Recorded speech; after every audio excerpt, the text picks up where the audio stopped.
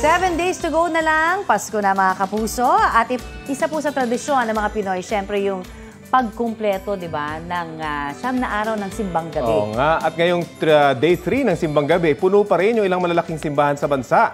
Yes. Sa Manila Cathedral sa Intramuros, hindi napigilan ng maulang panahon ang dagsa ng mga nagsimba.